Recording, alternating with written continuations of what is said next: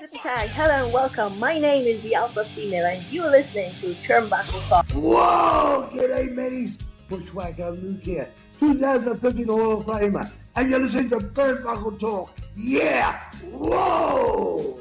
This is pro wrestling's only modern-day Viking Gunner, and you're on Turnbuckle Talk. Hey, this is Nick Magnusolis, and you're listening to Turnbuckle Talk. Hi, this is Leva Blue Pants Bates, and you are listening to Turnbuckle Talk. Hey, this is Jeff Jarrett, the king of the mountain and founder of Global Force Wrestling, and you're listening to Turnbuckle Talk. Hey, fellas, you guys have a great day, and this is only because I'm talking to Canadians. It is actually spitting snow in Tennessee. See? Oh my God! That's a great. We've had 70-degree weather here. We've really had a warm December, and I get on the phone with damn Canadians and we're spitting snow. So. Back then, there was snow in Tennessee. Today, there's snow here in Sault Ste. Marie. I'm Carl Carafel, and this is Turnbuckle Talk, episode number 354. I am joined alongside my good friends, Chris Best, OMD, and Joe, for this edition of Turnbuckle Talk. Boys, how are we doing? Doing well. First day back after a 3-day weekend, and pushed through. Wasn't too hard a day, but just long. I'm sure. I'm here fulfilling the obligations in my Legends contract. That's why I'm here. So nice. I am doing well here. If I can turn my TV down, that'd be great. Okay, yeah, I was like, somebody, I'm hearing. I checked mine. I'm like, we're doing a show here through the headphones. What is going on here? As you can see, I got like a million things going on, trying to get everything sorted for the show tonight. But I'm doing great nonetheless. It's definitely how I feel very, very often when it comes to doing these shows. Now, I know, Chris, you had a number of topics or a few topics that you wanted to talk about today. You didn't get an opportunity to send them over to me, so I'm not familiar with them. But yeah, I want you to take the lead here and bring up some of these topics so that we can discuss them and even include Bobby Stats's comments on our screen for us. Bobby coming in and saying, "Hello, guys." Good evening, Bobby. Before you do that, though, Hello. I want to give a huge shout out to Mike the Ref with Backbreaker Media, who over on their Discord server still puts it out there every time that we go live, letting everyone know that we are live on twitch.tv and with a go check it out. So, Mike, I really appreciate that, and I appreciate you, my friend. Oh, yeah. Chris, I turn it over to you. Yeah, I'm trying to look for the one story that I did find. And that is actually, I found it just as I said it. I'm looking, Dolph Ziggler made his debut in New Japan at Wrestle Kingdom. Very interesting. So what transpired? Was he just there as a showing, or was he there in a match? Did he make some waves? What happened? There was a video that popped up called The Wanted Man. Kind of a dark video at that. I'm trying to gather more information on it. Keep in mind, I'm not feeling the greatest, so I'm trying to remember everything that I found here. Go ahead. I have seen a little bit on this.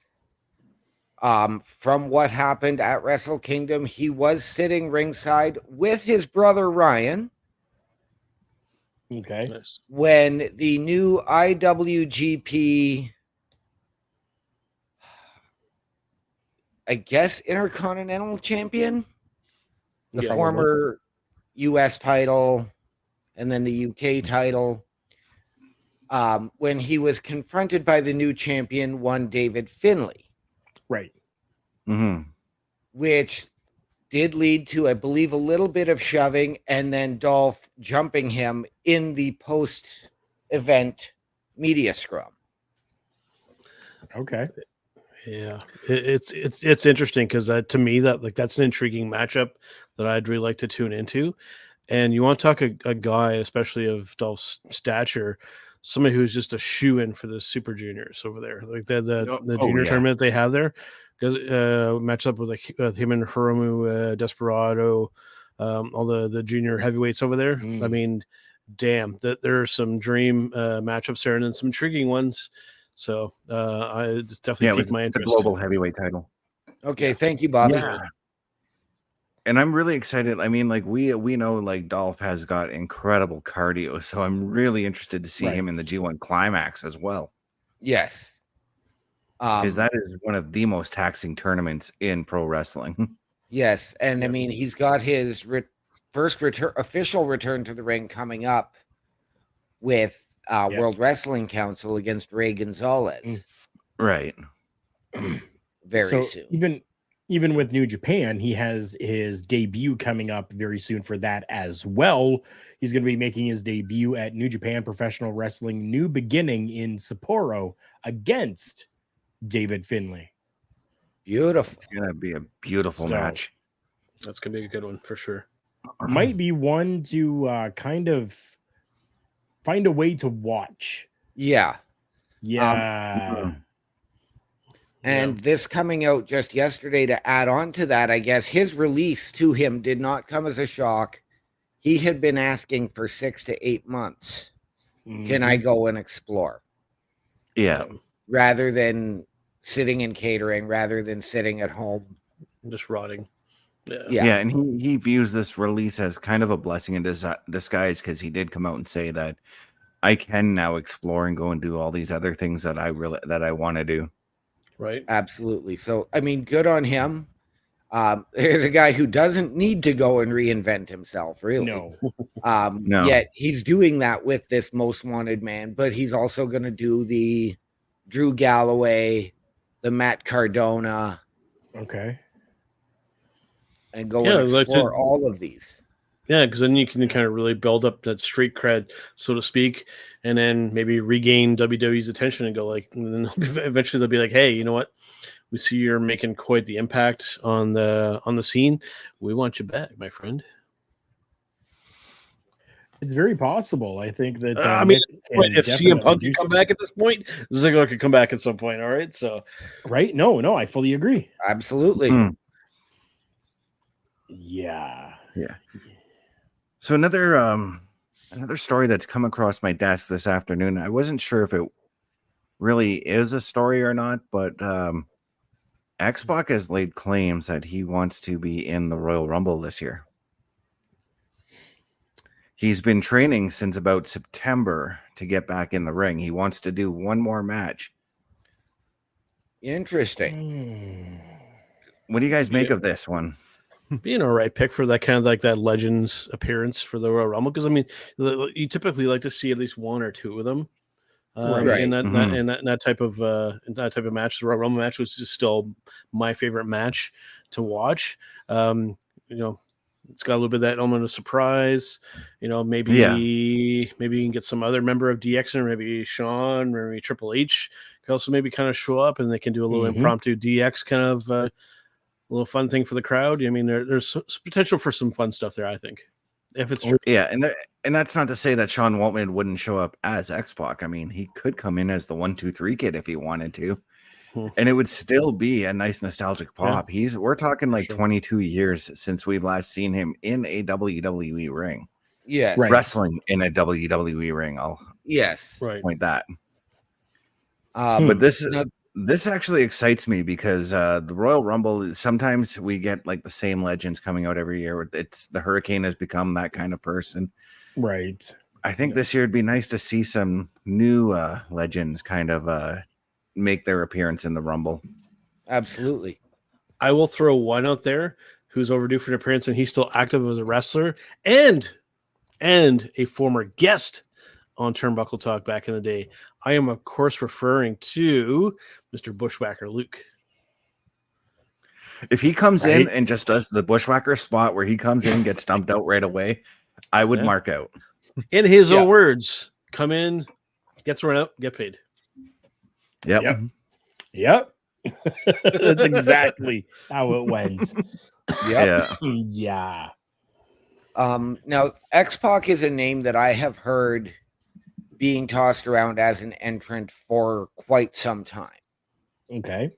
Now, what is quite some time? Is that a month? Is that 6 months? Is that 2 years? It's been about a month and a half, maybe 2 months. Including, and I don't put a lot of stock in these, but seeing one of those supposed drop sheets where they've got the entrance and he's coming in the number 6 spot. Oh, okay. Yeah, sounds very fan made. Somebody put a little bit of thought into that one. Right. Clever. But you know, he is a name that I have heard tossed around for quite some time. I'm excited to see it, even if he, you know, does just a quick, 5-minute interlude and doesn't really get to do an elimination. Yeah. Right. And it wouldn't be much for for Hunter to say, okay, yeah, we'll bring you in, because Hunter and Pac are still very best friends. They are. Oh, Pac has actually been at the Performance Center as well as a guest coach recently. Quite a bit. In that same vein as well, fast forward towards WrestleMania, something else that we're long overdue for at WrestleMania. Can make another callback to an old Turnbuckle Rewind episode, and we're talking the gimmick battle royal that sorely needs a comeback at WrestleMania very, very soon, and so we can see all of our favorite gimmicks from our childhood back on our screens. Yep. I think that would definitely be a good idea if they keep Money in the Bank as its own separate thing, its own separate premium live event, whatever you want to call it, and then bring in something like that, because if you're going to do 2 days of WrestleMania, you have to have something to fill that time, and I think a gimmick battle royal could be the way to go. Hell yeah. Oh yeah, 100%. And I'll just say, like, WrestleMania X7, I had fun watching that gimmick battle royal. It was a nice filler match between what was it, Hunter and Taker, and then the title match. I believe it was. It filled in between. I think so. believe so. Hey, I mean, search it up on Turnbuckle Studios. I'm sure the episode is still up. Go check out our Turnbuckle Rewind episode of it. It was a fun one. It was. Oh yeah, truly was a fun match. Truly was a fun show overall, actually. Yeah. Anytime that there's a battle royal or a rumble, I always enjoy them because it's something that you don't see all the time, right? Yeah. The Elimination Chamber is another one. I absolutely love the Elimination Chamber for that reason, because it's something that you don't see all the time. It's, kind of set aside for one time a year type of situation.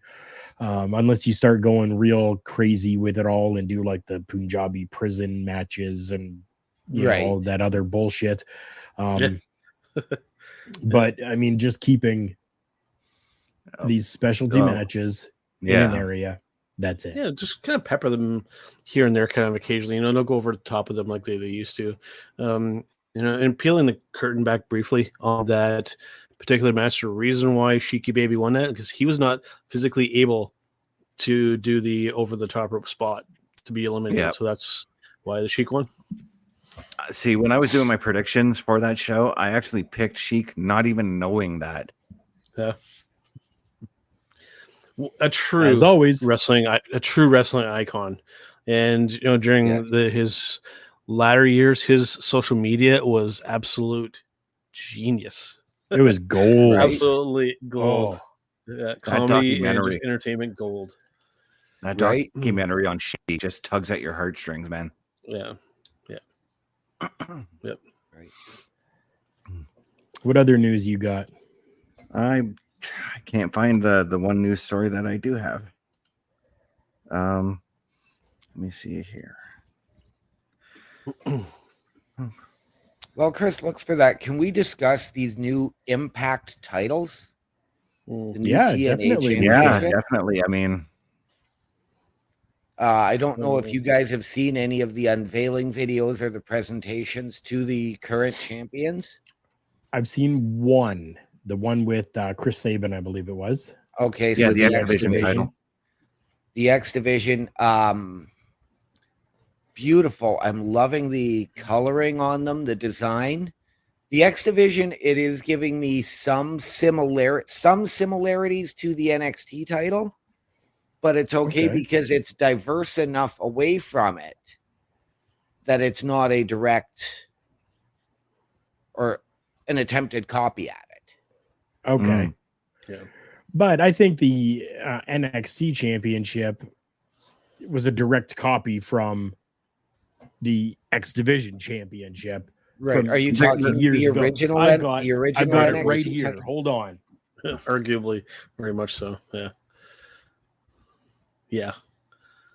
Oh, the current incarnation of the NXT title. Yeah. Okay. That's the former X Division championship. The original X Division championship. Yeah. Looks a whole lot like the NXT championship. Yep. I can agree with that. The tag team titles, which were presented to Ace Austin and Chris Bay yesterday. And they're sticking with the similar color scheme, the silver, a little bit of red, and some black. Okay. Beautiful. The Digital Media Championship was presented to Tommy Dreamer today. Yeah, I got a problem with that name. I know that they call it the Digital Media Championship, but just call it the Internet Championship. Yeah. Just makes more sense to me. Digital Media. Zack Ryder. Although Digital Media does leave it a little bit more broad for what it can encompass, I guess. But yeah, I get what they're going for, the concept, but the name is kind of like Zack Ryder. I get it. That's all I got to say to that. Zack Ryder. Zack Ryder is the internet champion. Yes. Yeah. And you know what? When he came up with that concept for the belt, I'm like, why isn't WWE jumping on this?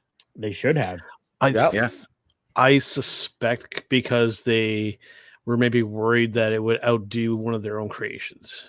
And then that's why they kind of kept it on the down low. Because I think they could see that it's something that would have probably gotten over. And they were like, wait, that's not something we came up with. You keep that over there.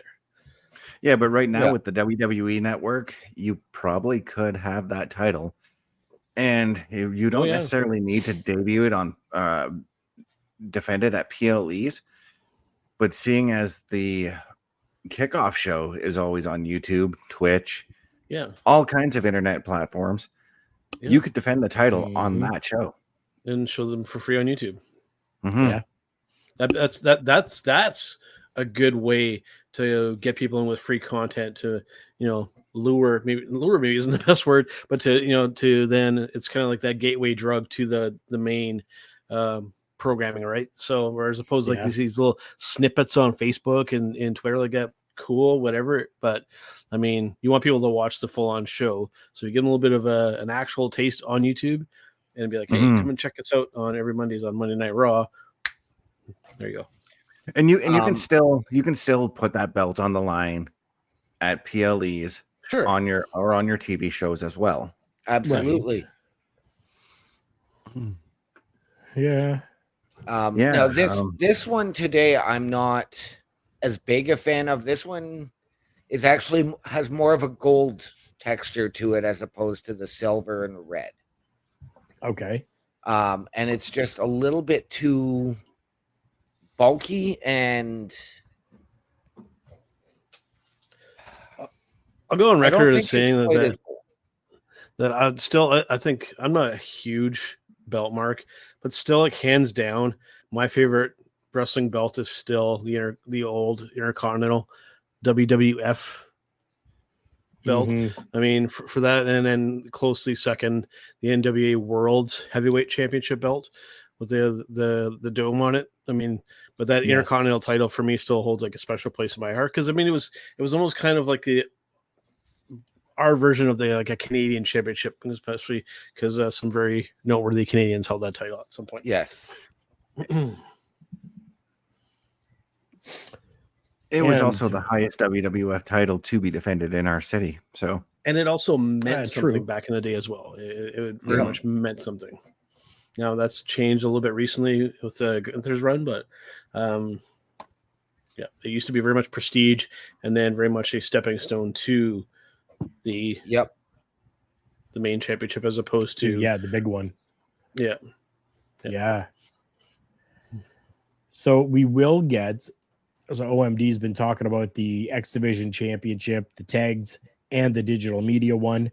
Tomorrow, the 10th, at 1 p.m. Eastern Time is when it is going to be unveiled. The new TNA Wrestling World title. And they've been doing the reveals, to my understanding, on their X page. I was going to say Twitter because it's not Twitter anymore, but their X page. It's also on their YouTube too. Yes. Okay. Yeah. Okay. Perfect. It's still weird calling it X. I never get that. Yeah, it's very weird calling it X. The X platform. I don't know. Yeah, just I don't know. I'm not quite sure what Elon was thinking there with that one, but this is a match that I just sent to me just now. Okay. Just a little bit of breaking news. It was probably actually reported a few hours ago, but we're going back to New Japan news here. Okay. Bryan Danielson versus Zack Sabre Jr. inside a steel cage. Interesting. New Japan never does steel cage matches. Very rarely. Yeah. Very rarely, if ever. Yeah. This is coming at the New Beginning in Osaka. I gotta see this. Break from tradition, because usually breaking news happens after Turnbuckle Talk is done. Right. So, usually. So it's nice to have it happen during the show. This is I have to see this match. There's no ifs, ands, or buts. Even just a straight up one fall match with those two is great. You get two of the best technical wrestlers of this current generation. So this is going to happen on February 11th. Yes. Okay. Yes, it is. Oh God, I gotta see. I'm just looking at this and I'm like, I gotta see it. Especially if you can build it. Especially if you can build that properly and and really give them a reason for having a match, like get them to confront each other and whatnot, and then you get something pretty cool there. Yeah, and New Japan has stated this will be the first cage match in 20 years. Wow! So holy shit! Yeah, it goes to show how often that New Japan does stip matches. They don't do stipulation matches that often. No, they don't. Wow. What's going on, JJ? JJ. Talking Bryan Danielson and Zack Sabre Jr. here. Yep. In New Japan, steel cage match.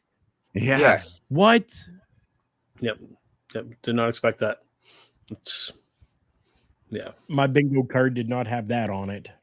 Nope. No. Oh, Jesus. Jeez. Yeah, that's gonna be a good one. But yeah, I have. Jeez. I might have to. I'm gonna have to resubscribe to New Japan World for that one. I think. I was just this is wonky as a kind of. Yeah. Because it's a little wonky. Money and get it. Right. It's a little wonky signing up for New Japan World because our friend Mr. Michael Jargo was one who originally kind of introduced me full on into New Japan Pro Wrestling. But subscribing to that service is a little wonky because it is done in Japanese currency, and the website you have to translate so that you can kind of read things properly. So it's a little weird even when it shows up in your bank statement. The payment for it looks a little sus, like the kids like to say. Yeah, I mean it's with some of the stuff I've been hearing. With Ziggler and Brian doing stuff over in Japan, I just might have to do that subscription. It's making me want to turn my eyes back to New Japan, and I haven't done that in a while. Right. Because you did mention it too, like the G1. Because like the G1, in my humble opinion, is probably one of the best wrestling tournaments in the world. The one because typically you see some of the best in the world who aren't involved with WWE involved in there. Perhaps with Hunter being in charge with Triple H, Paul, whatever you want to call him, maybe that forbidden door can be creaked open a little bit to allow some representation over there in New Japan for the G1. Well, Joe, That forbidden door has been open with Triple H. Yes, it but has. Not with New Japan, with All Japan. Yes. That's interesting because New Japan and All Japan do not get along with each other. Well, they have to now because they're under one brand now. I believe KG Muto or Great Muta is the only one who's been on kind of both platforms. But typically All Japan and New Japan, they butted heads for several decades now. Yes. Yeah. This was a topic actually brought up a couple of weeks ago, that New Japan and All Japan, along with 7 other promotions, are now under one banner with United Japan Pro. Yeah. Now, however, the wrestler that they sent over from NXT was Charlie Dempsey, William Regal's boy. Yep. However, there's been reports on All Japan's side that they're not sure if they like the relationship with WWE. Oh. Okay, well, I mean, this was, it's trial and error, right? This was the first time this has happened. Mm-hmm. And they asked. Yeah. All Japan went to them and said, do you have somebody? Can you please send somebody? Yeah, there was just a lot of uncertainty, but that's always going to be that way whenever 2 promotions get together. I mean, look at how the Super Clash cards in the 80s turned out. There was a lot of backstage drama in booking those shows. What's interesting too is that it's also just bullshit. Backstage that's bullshit. That's been a market that WWE's tried to break into for a while now, even going as far as wanting to establish an NXT Japan, also in India as well. But Japan's a market that they've been trying to break into. But I mean, that is tough because, I mean, you have your 3 major promotions. You have Pro Wrestling Noah, New Japan, and All Japan. People are very dedicated to those. So to have WWE coming on top of that, at least it's too many cooks in the kitchen, I think. Yeah, I agree with that. But at the same time, anytime WWE does go over there to do a show, they sell out fast there. Yeah, that's true too. They sell out really fast. Yeah. So that's why I think like a partnership, a really strong partnership with one of these promotions could be really beneficial as opposed to them just coming in and just be like, no, WWE's going to be in Japan all the time now. Well, and that's why we're thinking that why this United Japan Pro Wrestling came through with All Japan, New Japan, DDT, Noah, Dragon Shinsuke Gate went over there and had that match over in Pro Wrestling Noah. Uses WWE entrance. Yes, you introduced as WWE superstar Shinsuke Nakamura, right? So yes, and Triple H let him go over to do the Muta retirement match. Yep, or the one match on his tour. So yeah, I think a partnership even with Pro Wrestling Noah in WWE, that like if they want to really make a strong move into that Japan market, right? Teaming up with Pro Wrestling Noah, I think would be rather cool. Yeah. So this is where I'm going back to the Royal Rumble. I wonder if we're going to see somebody from All Japan or somebody from Noah make an appearance in the Rumble. But I'd have to think that if that's the case, right now you'd have to start promoting him now. There's only one name that you could do though. I don't know if I'm the only one thinking it. Muta. I predicted it. Yeah, it's got to be Muta. Right, I know he's technically retired, but I mean, he was just put in the Pro Wrestling Hall of Fame, the WWE Hall of Fame, and I felt that he should have been in the Rumble before that to kind of lead into that. But I mean, I think he could maybe still go enough to be in a Rumble. And I mean, that would be you get a large pop from the crowd. Like go back to the Supercard show in New York at Madison Square Garden when he came out. That place went bananas. Like they were losing their shit right when Muta came out, myself included. So I mean, the North American audience very much knows who Muta is. So it'd be a very special appearance if he could come in. Yep. Oh yeah. Another guy I thought of, but he's retired and doing backstage stuff with New Japan. Jushin Liger would be really cool to show up in the Rumble. He's already done work with WWE, so Yep. By the way, that match with Tyler Breeze, it is absolutely fantastic. Oh yeah. Yep. Yeah, because he came over specifically to have a match with Tyler Breeze, and it's a little tough to find. But look in the archives; it's there, and it is damn good. Yeah. Oh yes. It is hard to find. Yeah. But By the way, there. Tyler Breeze, one of the most underrated, underappreciated WWE talents of modern day. Yep. I could stand behind that. And he's Canadian. Yep. Yeah. I mean, to be fair, I know it's Xavier Woods' channel, but I find myself enjoying Tyler Breeze more on Up Up Down Down than I do Xavier Woods. Sometimes the stuff he did with Dango, that stuff was it was gold. That stuff was gold. Yeah. It was entertaining. Oh yes, it was. Yeah. So I got some interesting news here for you guys as well. I don't know if you were aware of this or not, but who just left production? Who? Kevin Dunn. Kevin Dunn left production. We now have somebody new in the role of head of media and production. This comes right from Stanford on January the 9th. That is today. We're getting news before and during instead of afterwards. Who? So WWE, part of TKO Group Holdings on the New York Stock Exchange, known as TKO, today announced that media industry veteran Lee Fitting has joined the company this week as head of media and production. Phenomenal leader and executive known for work that generates both critical acclaim and mass appeal. Lee will be a tremendous addition to our stellar media and production team and play a key role in helping catapult WWE's growth. He brings more than 2 decades of production experience to the WWE from ESPN, where he oversaw productions for the tentpole properties, including Monday Night Football, College Game Day, the College Football Playoff, and many other properties within the Disney portfolio.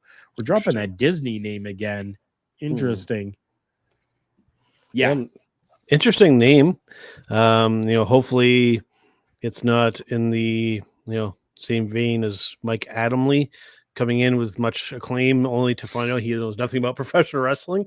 So hopefully this guy has a little bit of a background, at least a basic understanding of how professional wrestling works.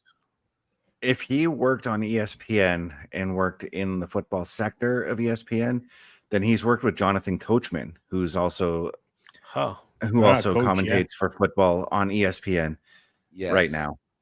So I'm certain in that in previous conversations, he's picked up a few things on wrestling. I want to challenge the other person with Joseph in their name here, Joshua Joseph. I love Dennis Miller on Monday Night Football. He was fantastic. I think he was fantastic in that role. Dennis Miller on Raw though was not that great. No, he wasn't. Not so much. But in football, I mean, he was clearly very knowledgeable about football, and and damn funny. So, I do believe as well, when I read about this just before we came on the air, as well as Carl alluded to, I believe Lee Fitting has also worked on some of the 30 for 30. Okay. That's okay. possible. So if he has, then we're going to get some great documentaries out of him. Yep. Yeah, he knows a little bit at least. Yep. I'm very curious to see the change in the production as far as PLE's Raw, SmackDown go. Because, we're still getting that, even though Dunn's been gone for close to 2-3 weeks now, we're still getting that Kevin Dunn kind of feel on the shows right now. Yeah. So I'm very interested to see what kind of changes he makes as far as that goes. Yeah. Maybe we'll have it be more like a sports feel kind of to it. If that's the case, I'm intrigued.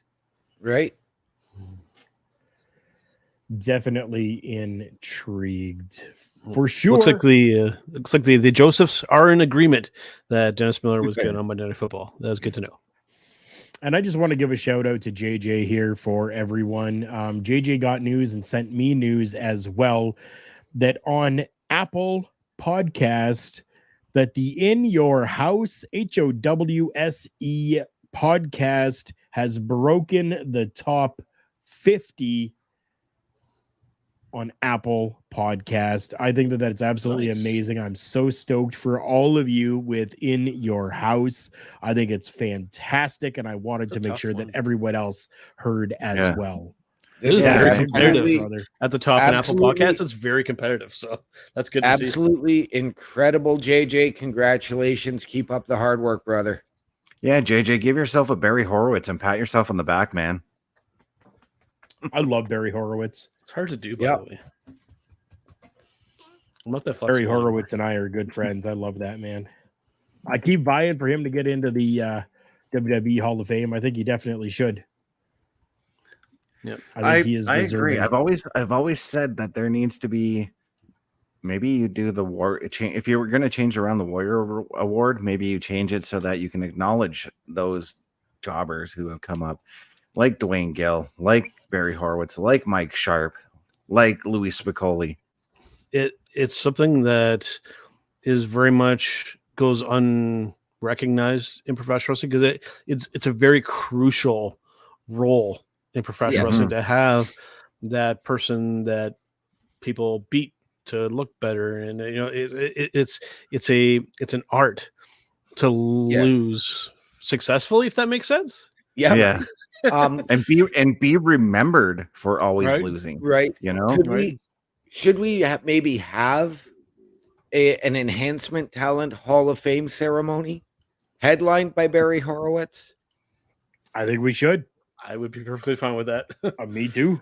Yeah. You could even, I was going to say, you could even put the Hardys in there because, like, let's face it, early 90s, they were jobbers until they actually. Very much so. Yeah. I mean, Jeff Hardy does hold a victory over Razor Ramon. Right? Yeah. Yes, he does.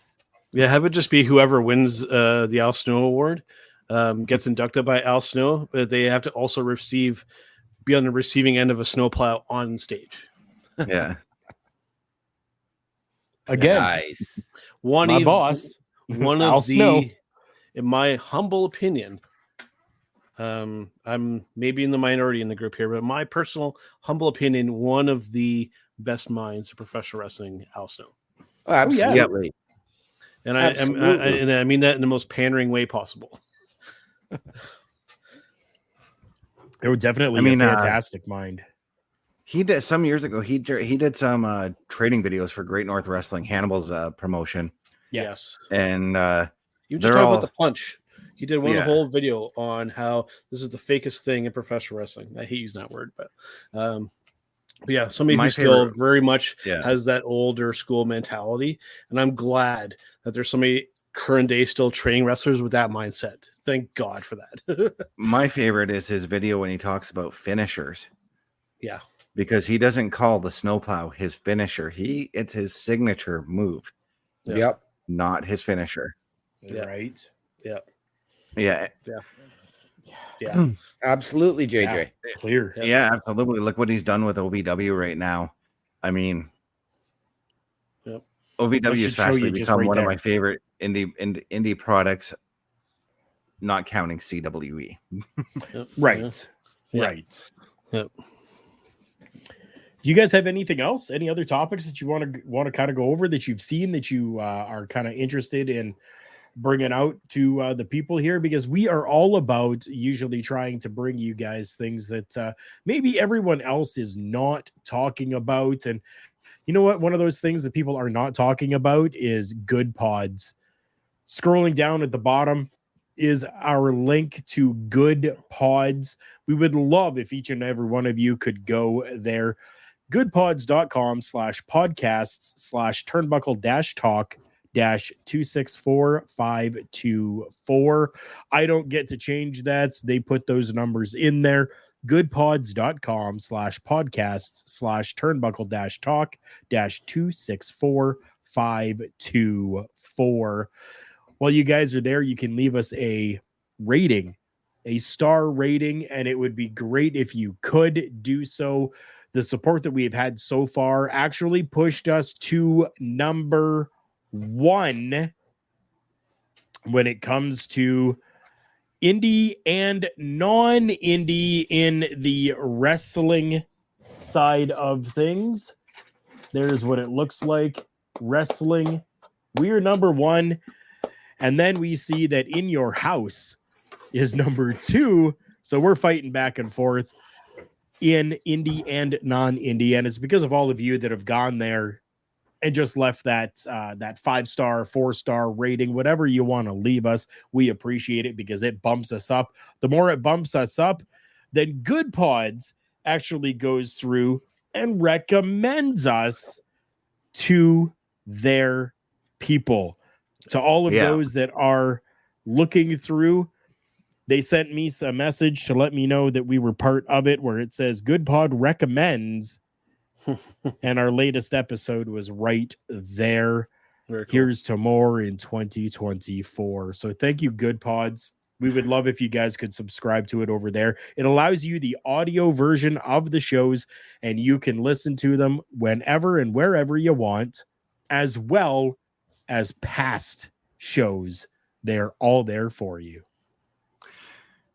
Yeah, okay, that's my Good Pods plug. Yeah, that it still surprises me that we're ahead of like the popular podcasts, like Something to Wrestle With, Jim Cornette Experience, Joe Rogan. Yeah, that blows my friggin' brain. Click this, Eric Kevin Nash. Yeah, it's pretty surreal when we go back to that. This all started with us going independent off of a known platform to now we're at number 1. It's taken a while. It's taken many, many, many years from going from internet radio to independent to working with networks to what we are today. So, JJ, thank you. It says, go do it, friends, in the chat. It helps. And these brothers do work. Woody woo woo. Yeah, we do. Thank you, JJ. We appreciate the kind words, brother. Yeah. I saw Maddie Rankowski on NXT Anonymous on X. Okay. Beautiful, Bobby. Yes. JJ saying we beat Corey Graves, and that's all I wanted. So I'm down with the podcasting world. Good night. Nice. Love you, brother. I am hearing reports. Not to knock Corey Graves, but yeah. With this comment of Maddie Rankowski, I am hearing talks of Camille being brought to NXT. Well, they've been talking to her for still months gonna have now. to wait and see. Yeah, they have been for months. We're gonna have to wait and see on this one still. And as well, more reports of Julia when her contract comes up in March. Julia, negative on that now a little bit. Okay. Julia is actually a little sour on this information and on this coming together of them and companies because of how it has been leaked. Right. She is really not happy with it. She's not happy with how things were leaked and where it's gone out to, and that all of these people know that, she's been in talks with the company, and they've really left a sour taste in her mouth, and she's starting to second guess and second think. Yeah. So, interesting. But she also could be saying that and just throwing a wrench in everything. You know what I mean? Absolutely. Could be. Yeah. But I don't think so. Not from Julia. Yeah. I was going to say, JJ, not knocking Corey Graves because After the Bell was a good podcast, but it's done now. So now we're beating Corey Graves, all of us. There you go. Good. Yeah. Excellent on commentary. But when they had Renee on there and the back and forth between Corey Graves and Renee was cringeworthy at best a lot of times. Like those two were going at each other, and it wasn't necessarily entertaining. It felt like it was just bickering for like the sake of bickering. So it was it got a little messy there. Yeah, no, it did. It did. Unfortunately, to be fair, I did like Renee doing commentary in NXT. Yeah. So if they would have been on separate programs, it would have been great. But just the two of them together, it just didn't work. Corey has a habit of like bickering with like everybody. Yeah. Yeah. Some it works, some it doesn't. Byron Saxton, like I got so tired of that. And Byron, yeah. And Byron actually was not that bad of an announcer. No, he I'm wasn't. going to put that out there. Not at all. He wasn't. I agree. I personally, one that's no longer in WWE that I really enjoyed was Mauro Ranallo. Just like the energy that dude brought to the commentary booth was infectious. There was It's something because of what JBL did tomorrow that I am now completely fucking sour on JBL. There was something even going agreed. back to his days with the Score and doing UFC on the Score. Yeah. That just irked me about Morrow. Hmm. I just could not ever get behind him. Yeah. But Morrow brought with him a plethora, there's that word again, a plethora of wrestling knowledge with him, and JBL pushed him out. Like it. Yep. Yeah. Yep. Morrow could have been the next JR, and JBL pushed him out. Right. I definitely can share that sentiment. Everybody, clear the table, make room. Papa Smokes because it's is in Papa the house. Smokes. Dude, so good to see you. I'm so happy you decided to come by and take a listen for a few minutes. I love you, brother. Awesome to see you. So good to see you. Yes. You guys have any other topics you want to go over before we get into our two big things for the night? I think I'm ready to get into the two big things. Yeah, I'm curious. All right. The first big thing we're going to talk about is something that involved each and every one of us that happened. Oh, what was it? Friday. This past Friday. Yeah. Where we got to meet and greet and talk. I did a lot of that. I had a lot of good time with one Too Cold Scorpio. What a cool dude. What a cool dude. Oh, he's fantastic. I love it. I love him. So, if you guys have not seen on Turnbuckle Studios YouTube page, the show from our perspective is there with the commentary available for you. You can go and check out the CWE anniversary, 15th anniversary celebration, I guess, maybe a tour. One of the 15th anniversary tours that's going to be happening happened here in the Sioux. We were very fortunate enough to be able to get onto the commentary desk, and we did commentary for this, being myself, Chris Best, and Joe.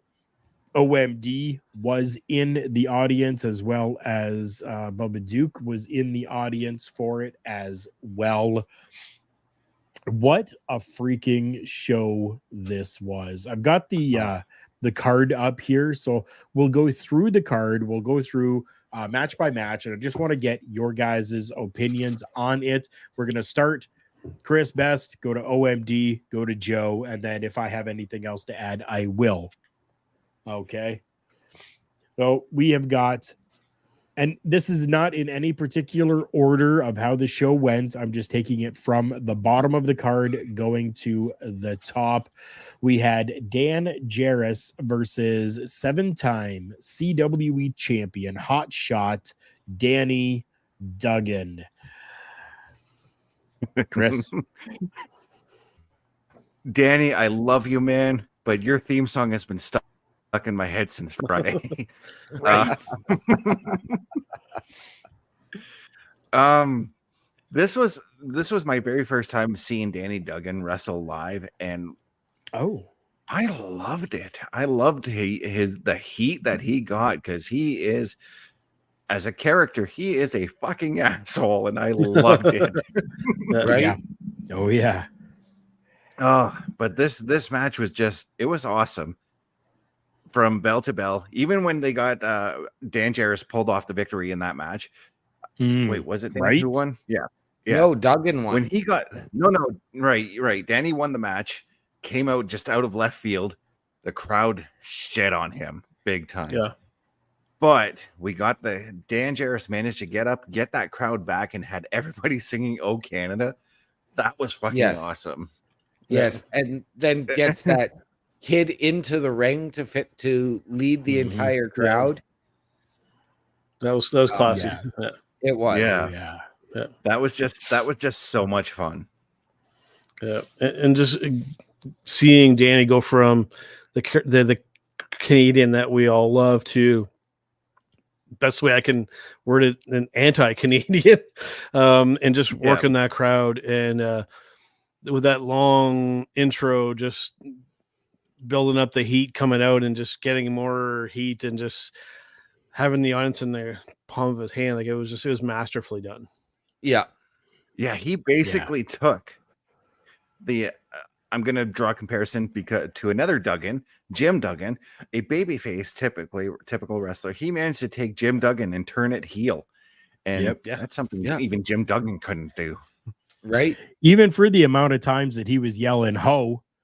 I mean, right? Come on. How did he never tag team with the Godfather? That would have been fantastic. Right? Yeah. Wrong years, but you know what I mean. They've had interactions before, but yeah.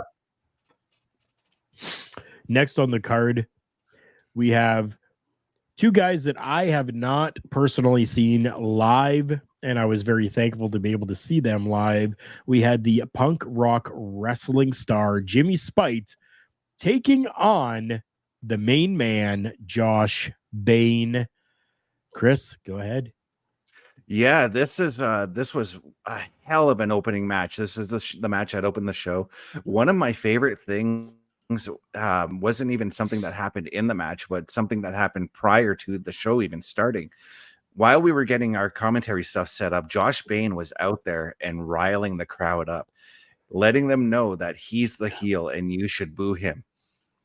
So when he came out, he became an instant heat magnet. They booed the shit out of him. And when Jimmy Spite came out, crowd fucking loved him. Yeah. Just that's a big takeaway for him. Yeah, that's a big takeaway from the show in general, is that the crowd was hot. Like the crowd was absolutely fantastic. You know, we had a full house, and the crowd was absolutely fantastic. Well, we could fit a few more people in there.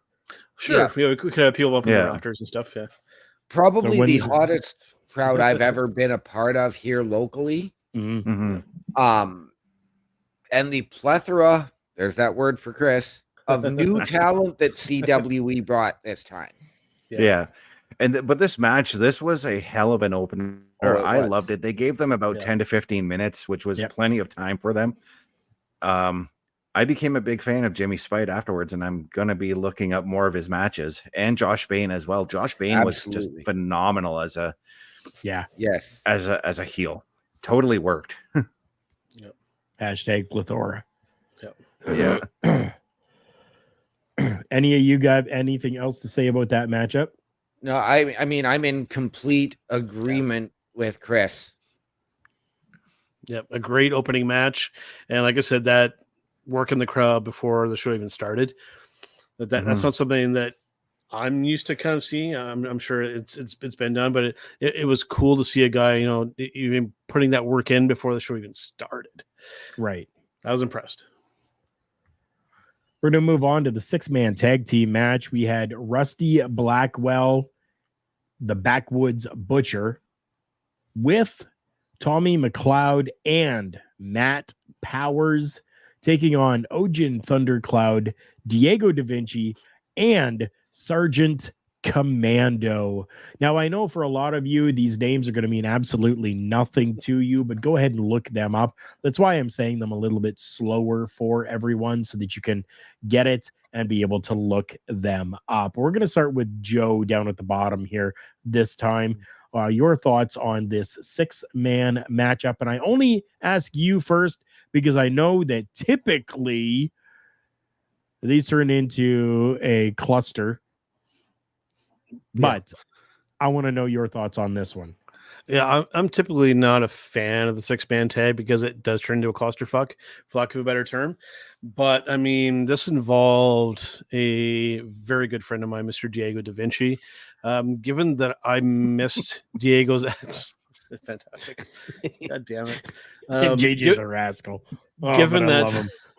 given that I missed Diego's actual retirement match, which I really, really wanted to be in attendance for, I'm stoked that he's still going out there because, talking to him beforehand, I mean, he's having fun out there, which is excellent to hear. So it was cool to be able to see him working, because I wasn't expecting to ever be able to again, because I figured he was done. So it was special to me to not only get to hang out with him briefly, but to see him working in the ring. Given that got to take a few bumps with him years ago, myself and OMD. Just seeing one of your friends working in a ring is pretty damn special. Absolutely. Absolutely. From the fans' perspective and sitting ringside front row, it was hard because the Backwoods Butcher, Matt Powers, and their partner were right in my corner, so I'm looking at their butts. So it was really hard for me to actually see this match. From what I could see, like, they did deliver a lot of high impact aerial moves. Yeah. But this was probably, for me, this was the toughest match of the night, and that was just because of my seat. Gotcha. Okay. Chris Best. Yeah, I'm going to continue to sing the praises of Matt Powers because, as I've said on previous shows, I've known the guy since day one that he came into the business, and I love the story that they told, because we had Diego on the opposite side. Diego is his trainer, so we had a trainer versus student dichotomy in this match, and to see that happen, my brain was like, okay, Diego's the heel here. Powers is the baby face. Powers is going over. But I was actually very surprised, very pleasantly surprised about that finish with Diego going over. Because again, the booker in me was like, okay, the student has to go over in this one if the student is the baby face. Rusty Blackwell, though, for his immense size, he really impressed me with the stuff that he had done. Yeah. And there were several cool 6-man spots. There was a lot of cluster in this match, but it was like organized cluster, Yeah. Right. Yeah. Perfect. I got nothing else to add to it. We are going to talk a little bit about another giant, the debuting 6'7" giant Samson, taking on the headline Sean Martins. We're going to start OMD this time. Give me your thoughts on this matchup. Sean Martins as a heel is so underrated. The guy is fantastic. But I absolutely loved this match, even with the lack of time it was given. But just masterpiece told by Sean Martins. Samson was brought in for his size. Yeah. Definitely a lot of potential and promise there. I'm not sure how old he is, how long he's been around the wrestling scene. He's been around the block. Oh, yeah? So, I mean, we'll talk about it after, and that's all I'm saying.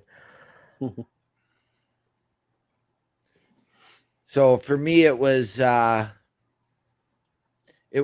great move, but it was Sean Martins that really made that match for me. Nice. Yeah. Joe, do you want to take it next here on this one? Sure. For me, the big takeaway was Samson. I mean, he worked a really. I was rather impressed because sometimes you see some of these big guys trying to wrestle like their cruiserweights. Samson really wrestled a big man style of match. It was cool to see because I'm a fan of that style. So like it was fun to watch. and he is somebody that I may try and find some of his work on online and try to watch, because I was rather impressed. He wrestled like a big man should, and I'm definitely a fan. And to reiterate as well, Sean Martin's excellent as a bad guy. Very well done. Yeah.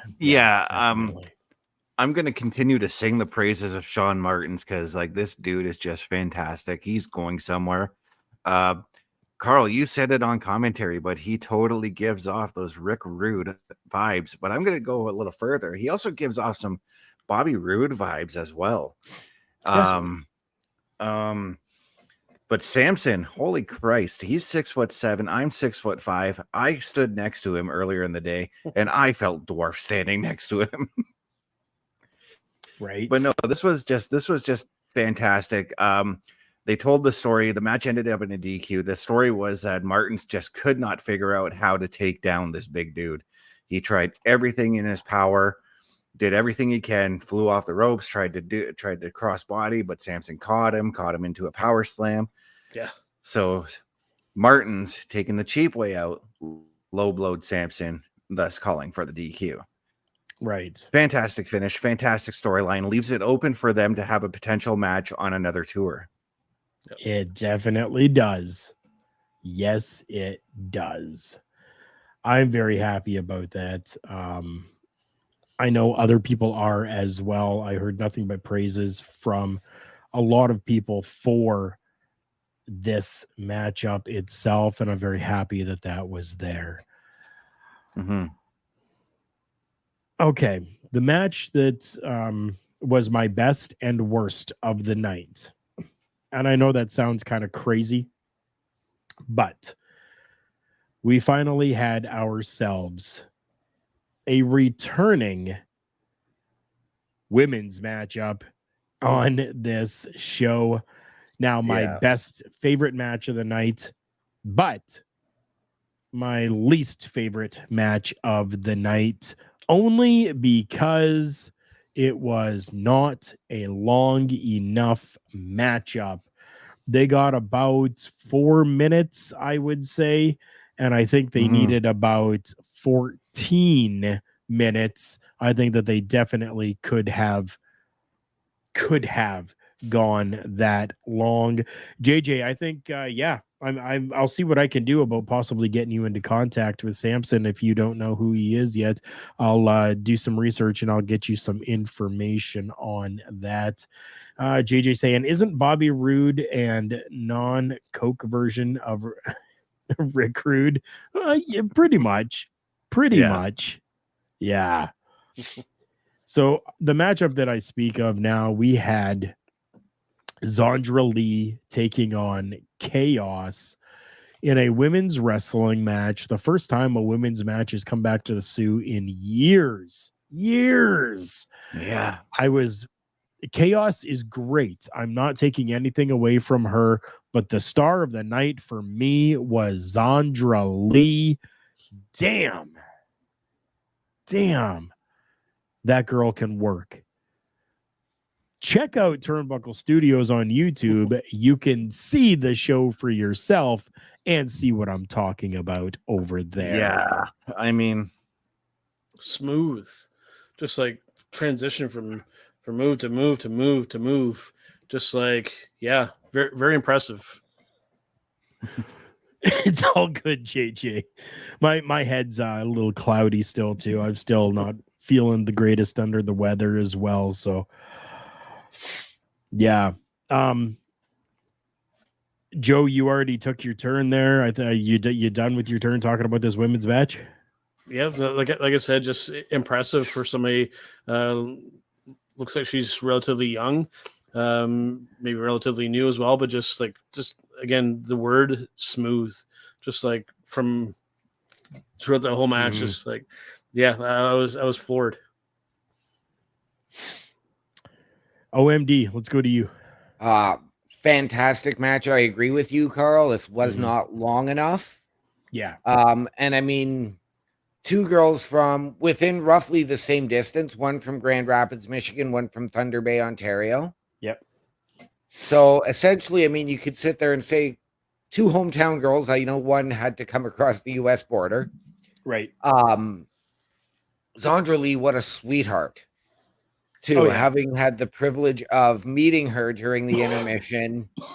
I know we can't really see it right now, but this red shirt hanging up here behind me is actually a Zandra Lee shirt, autographed. Nice. The red looks better than that sea of blue. Yeah. Well, it was either that or get the I'm a Zandra Lee guy shirt. And I was like, no, I want the red. I thought maybe you had a Montreal Canadian shirt hanging there. I was like, okay. But I mean, again, a fantastic match. Both girls put on a fantastic show for the time they were allotted. Yeah. Big ups to them. Big ups to CWE for bringing women's wrestling back to Sault Ste. Marie. Mm-hmm. Yep. Somebody just screenshot. I heard it. I heard it. Ain't no fooling me. Chris Best. Wasn't me. You got any? This matchup. So for me, like the last time I saw a women's match, and I know it's not true that it's been this long since a women's match in WWE in the Sioux has happened, but for me, the last time I saw a women's match in the Sioux was Bull Nakano and Alundra Blaze in '94. So I was super jacked about this. Seeing Zandra Lee and getting to meet Zandra Lee pre-show as well. And you guys are totally right. Total fucking sweetheart. Totally cool. Chaos as well is very friendly and cool. But Chaos and Zandra Lee, Bobby asks here, which CWE wrestlers would you like to see go to WWE? Give me Zandra and Chaos there. I feel like there's a lot there, and that Hunter could mold off these two. Oh yeah, and build some real stars out of them. Hold on, Joe. Chris got his OMD. Give us 2 or 3 names from the CWE that you would like to see in the WWE. I will absolutely say Zandra Lee. I am going to go with the headline, Sean Martins. Okay. Okay, you just taking the 2, or do you want to throw one more? I'm going to take the 2. Okay, Joe. I'll second the Zandra Lee. The other one, AJ Sanchez. Okay. I love the way that guy works. Right? Absolutely fantastic. You look like you had something else to say, Chris. I do have one more because this dude has been busting his ass off for the last 18 years, and he deserves any and all accolades he gets. He's a local boy, Vinny Da Vinci. Dude fucking deserves everything he gets. Yep. Yes, he does. If I were to choose, I mean, I would have to go with AJ Sanchez as well. I think AJ is a phenomenal worker for a big guy that he is. Vinny Da Vinci, 100%. And just from this show alone, I would say Zandra Lee. So there you go, Bobby. We gave you a few names that you can go and check out if you don't know who they are either. Basically, everybody on this show, I'd be excited to see in the WWE at some point. Yeah.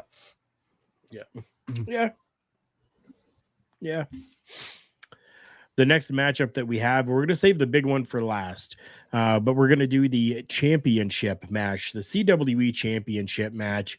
The champion, the zombie killer, Mentalo, taking on 2-time CWE champion, the Canadian crusher, AJ Sanchez. Let's start with Chris. These two, I mean, I already know how Mentalo works. I had yet to see AJ Sanchez. I remember I got a little story about the pre-show. So we're setting up the chairs, right? And we're like, Vinny comes up and he's like, you guys are putting the chairs a little too close. You might want to back them off because Mentalo is a high flyer. So is AJ for a big dude. So you guys might want to push the chairs back a bit. And we're like, okay, we got you on this one. Right. And we slid the chairs back another 3 or 4 feet so that they could do their spots. But no, this match was just bell to bell fantastic. It was your perfect big man, little man match. It was like watching 1, 2, 3 Kid fighting Bam Bam Bigelow. and it was just bell to bell fantastic. That moonsault off that moonsault that finished the match. Damn. I have never seen a big guy the size of AJ Sanchez do a moonsault and miss off the second rope like that. There's never been a big man who I've seen do that. Yeah, second rope. Yeah. OMD, go ahead. AJ got robbed. Agreed. Yeah. Fantastic match. I love AJ. The one thing I find is every time I see Mentallo, he brings the match out into the crowd. Yes. I mean, great for the interaction. That was the fun part of the match. Bubba Duke got AJ's head bounced off his boot. Yep. Yes, that's right. Yep. But yeah, fantastic match. Really, really well done. Really well put together. But AJ should still be the CWE champion. Yeah. You mean new CWE champion? Mentallo was the defending champion that match. Yeah. Yep. Joe. Yeah, I mean, I'll just kind of second everything that the other guys have said. Absolutely fantastic match.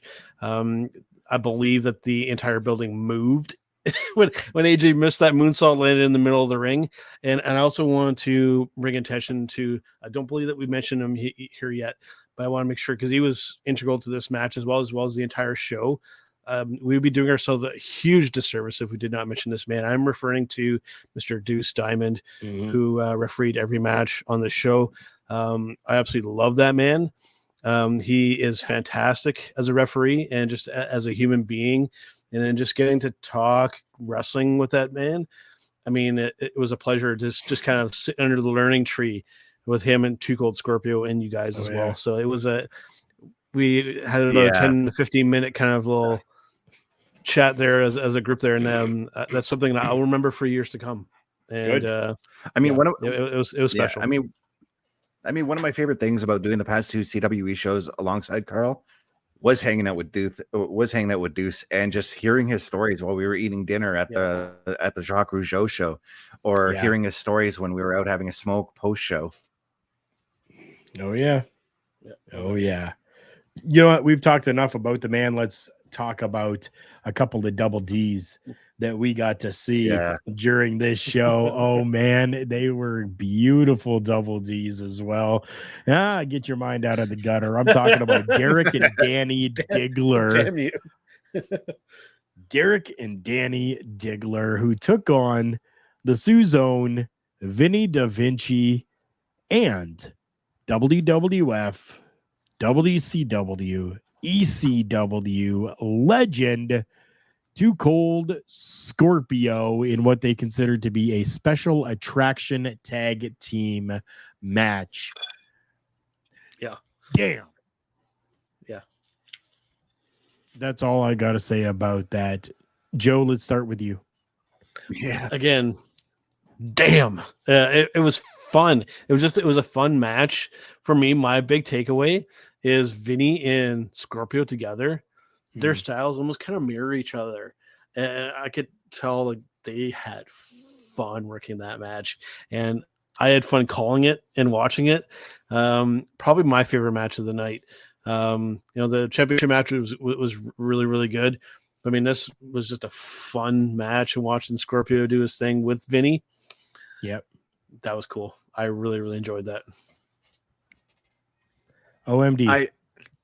Scorpio still has it. I was pleasantly surprised for somebody at his age to still be able to move the way he does. Yep. Joe touched on it too. He and Vinny mirroring each other in the ring. And the Digglers, more new talent coming up for CWE, coming up to this area. Not more people we have been introduced to in this industry. Right. Yep. Fantastic heel work again. I got to give it to them. Yeah. I've always been a fan of the heels. So yes, the heels really did make the show for me. Okay. With the exception of Zandra Lee. But mean, I have not seen a better tag team match in CWE here in Sault Ste. Marie than that one. It was pretty damn great. Yep. Yeah. I mean, one of my just from where I was sitting, Carl, you were sitting right beside me, but watching Scorpio hit that crossbody on the Digglers, just you literally look and you could see me even on the screen from our commentary. You could see me looking up as I'm watching him sail across the air to hit the Digglers. Yeah. But there's one thing I wanted to point out about the Digglers, and I didn't get to do it on the show. The Digglers are like a tag team of pretty boys. That's what I gathered from their gimmick. Yeah, And they're not exactly pretty. So they kind of reminded me of a tag team of Jimmy Del Rey's. If Jimmy Del Rey was like his own tag team partner. Which, by the way, that's not an insult because Jimmy Del Rey was a fantastic worker. Oh, yeah. All in all, it was absolute. Oh, yeah, go ahead. And the Digglers, fantastic workers as well. Yeah. It was. Now, Chris, I know that you have done commentary with me already, OMD. You have not had the opportunity, and for that, I apologize. I don't know if that opportunity will ever come up. But we'll play it by ear. Joe, the reason why I made sure that you were here with us tonight is because I wanted to get your take on finally being able to work the commentary booth during a professional wrestling show. Give it to me. This was special for me because this is something that is multiple decades in the working for myself, at least. I know you share that sentiment as well. Something that we talked about doing for a number of years since we were very young, to do something together in a wrestling show, and this is what we got to do. Yeah, I mean, I drove 9 hours to come to this show and almost 11 hours to get home afterwards. But yeah, dude, it was an experience that this was something that's literally on my bucket list to cross off of, and I got to do that. So I'm grateful for those who helped make that happen. The big takeaway from it, like doing the commentary on the show, everything was great. My big takeaway from this experience, what made it even cooler for myself, is walking backstage and having every wrestler come up to me and introduce themselves and shake my hand. That was something that I was not necessarily expecting. I guess just going in back there as a sharp dressed man, I guess just everybody want to introduce themselves to the nice dressed gentleman. I don't know what the situation was there, but like it felt really cool to just like have every wrestler, heels, baby faces, Danny, everybody just walk up and say, nice to see you tonight, sir. Good to have you here. Just like that, even just in itself made it for me. Like I just said, I'm still smiling ear to ear. It was such a cool night, and I am really, really happy I was able to do this. Good. I'm very, very glad for that. I may not be the greatest commentator of all time, even if that's the only time I ever get to do it. I'll be forever grateful. But like I said, just the all around experience, it was like a big love in. That's about the best way I can describe the show as a whole. If I had to kind of shorten it into something, just a bunch of wrestling fans enjoying wrestling for an evening. Yep. Yeah. Before we get to our last topic of the night here, I do want to make note to everybody that if you want to get yourself some Turnbuckle Studios merchandise, we have a link for that. You can go and check out carlcarufel.redbubble.com, KARLKARUFEL.redbubble.com. You can find a whole bunch of merchandise over there. Every purchase that's made, a little bit does kick back to us, which then goes back into making sure that everything is good for the shows. I want to shout out our friends with RealWrestling.net, news and views by real fans. They allow Turnbuckle Talk to be part of their website, which makes Turnbuckle Talk international because they are based out of the UK. Go and check out RealWrestling.net. And I talked about my boss earlier. Yeah, my boss, Al Snow, If you see I'm wearing my Collar and Elbow branded hat, go and check out collarandelbowbrand.com. Check out the merchandise that is over there. Al Snow created collarandelbowbrand.com. Use our promo code JKPodcast and save yourself 10% off your order each and every time that you make a purchase over there. Aldo Montoya for Hall of Fame. Yep. Okay. That's it. We're an hour and 20 minutes into this show, and we've only got one last thing to really talk about. And here it is, the graphic that is in front of your face right now. WWE is Amazon? Well, we're going to talk a little bit about that and let you know how we have maybe come to this conclusion. We've been seeing some different reports coming out, and the biggest one was coming out from SRS over with Fightful, talking about maybe not necessarily all of WWE, but a specific part of WWE landing the TV rights deal for Amazon. And that is going to be Monday Night Raw. Now, this is the report that I am seeing. If you guys see anything more or know anything more, please let me know so that we can discuss this a little bit further. But the Sports Business Journal is predicting that Amazon will land the Raw TV rights. And essentially, like, you subscribe to Prime, you get WWE Raw.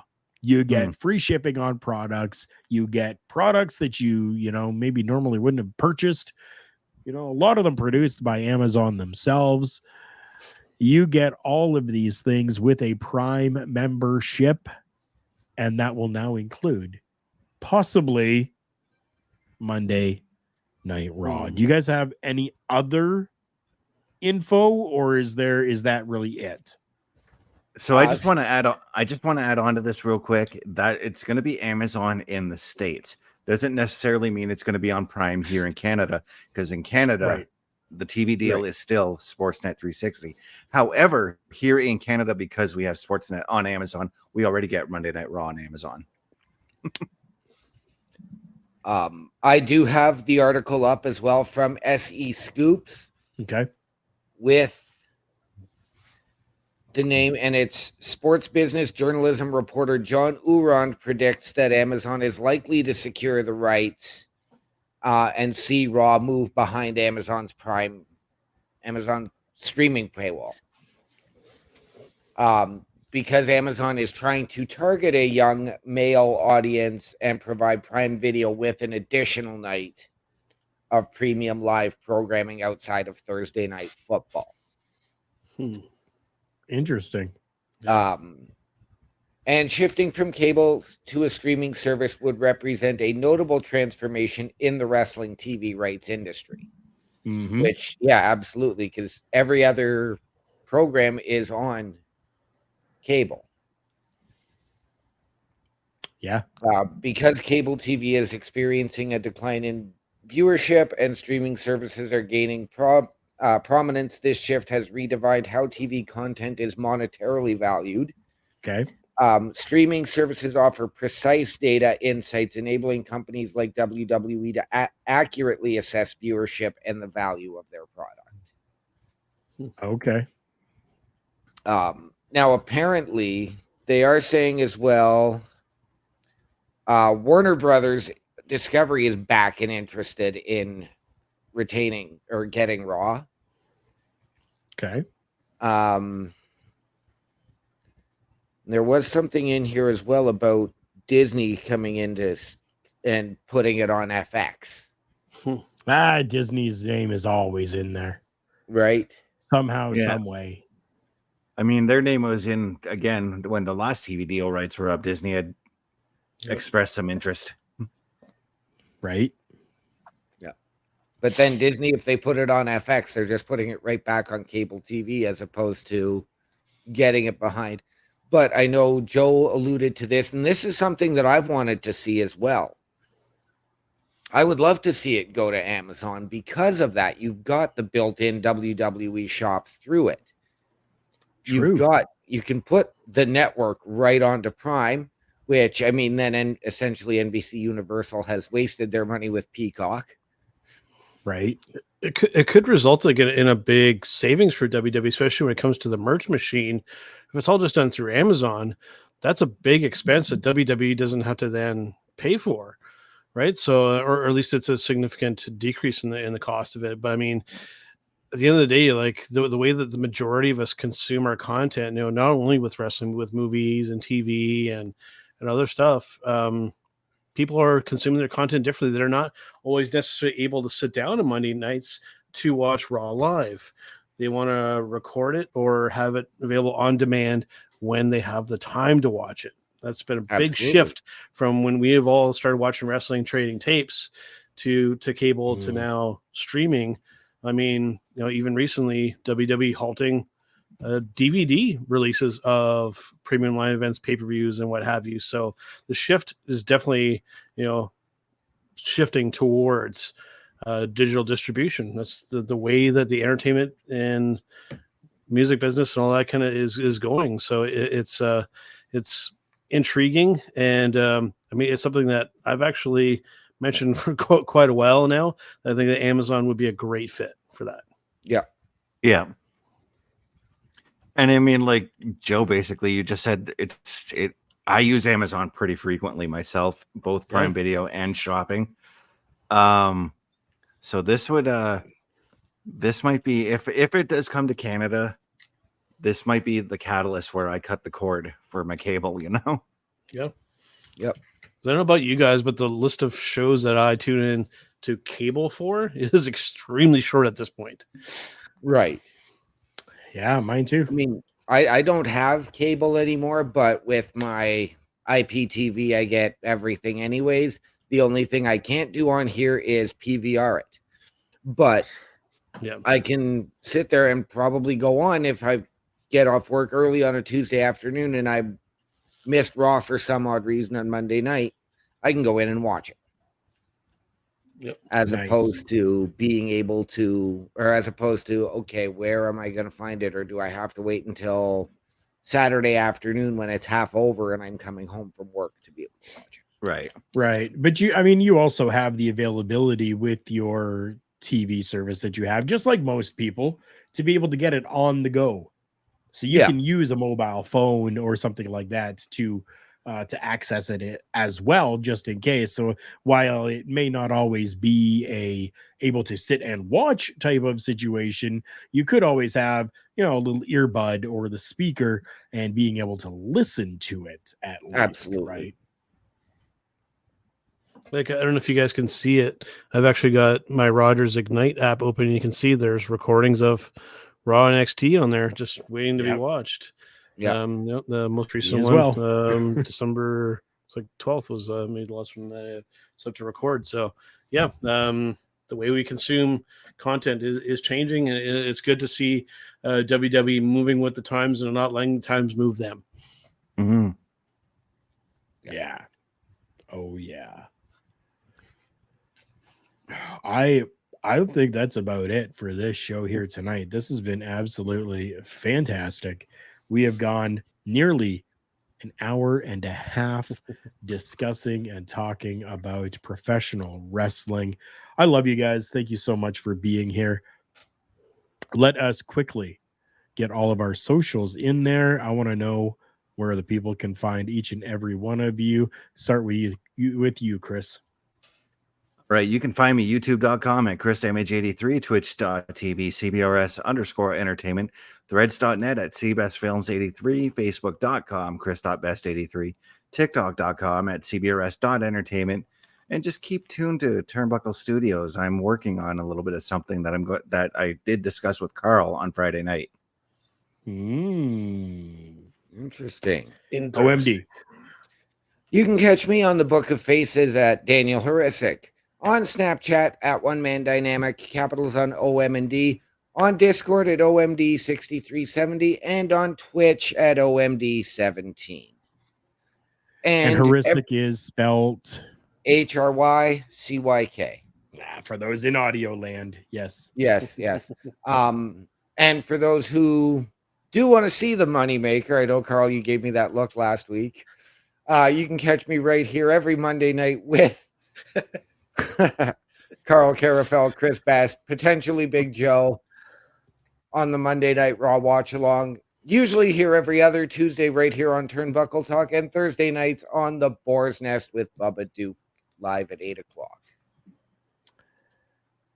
Joe, we don't even have a ticker for you, brother. I'm sorry. We did not get things situated for that. Tell the people where they could find you, follow what you're doing. That's right. For those who are watching the video, right below my name, well, you can see Joe the Tech Guy. I'm not good at pointing at these things. At the HCM, I messed that up. Take two, Joe. This is live, pal. At the HTM Tech on YouTube. Every Monday or Tuesday, I am putting out content every single week. This week, we're talking about AirPods, Apple AirPods, and what is next for that line of products for 2024, what they could potentially do this year with the AirPods lineup. So make sure and check that out. Like I said, every Monday or Tuesday, I have new content going up there on the channel. So make sure to check it out, like, subscribe, share it, and enjoy it. And for each and every one of you, if you can, go to the X Machine, go to the Facebook, go to the Instagram, go to whatever you have got, and make sure that you hashtag Dr. Pepper sponsor Carl Carafel. Let's see what we can do to get Dr. Pepper to notice that we are always having our non-sponsored Dr. Pepper on each and every one of these shows. You can follow me on all of my socials by searching out my link tree, linktr.ee/Carl Carafel. That is linktr.ee/KarlKarufel. For Chris Best, for OMD, for Joe, the Tech Guy, and for myself, Carl Carafel, we thank you for joining here with us tonight. Remember, everyone, the world's a scary place. Take care of each other.